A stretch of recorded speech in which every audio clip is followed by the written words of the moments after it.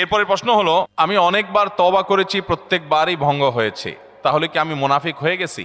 না ভাই, তওবা হওয়ার পর তওবা ভেঙে যাওয়াটা অস্বাভাবিক নয়। আপনারা খুশি হবেন শুনে, আমাদের রব আল্লাহ রাব্বুল আলামিনের একটা গুণবাচক নাম হলো তাওয়াব। কি নাম ভাই?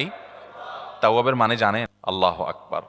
রিপিটেডলি, বারবার যিনি বান্দার তওবা কবুল করেন। এই জন্য ভাই, একবার গুনাহ হয়ে গেছে, আল্লাহর কাছে তওবা করেছেন, চেষ্টা করছেন যে আর যেন না হয়, কিন্তু আবার শয়তান কাত করে ফেলে দিয়েছে, আবারও তওবা করে ফেলবেন এবং দুর্বল হবেন না। এখানে ইবলিস আপনাকে বলবে, তুই এতবার একই কাজ করে তওবা করছস আল্লাহর কাছে, আবার কোন মুখে তওবা করবি?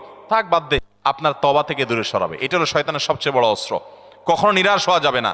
তওবা আগের বারের চাইতে পরের বারটা আরো স্ট্রং করবেন, যে ঠিক আছে আগের বারটা তওবা আমি দুর্বল ছিল, এটাকে আরো স্ট্রং করব, চেষ্টা করবো না ইনশাআল্লাহ। তাহলে তওবা বারবার করতে হবে, বারবার করতে হবে। ভেঙে গেলে আরো শক্ত হার্ডলি তওবা করতে হবে, নিজের প্রতি নিজে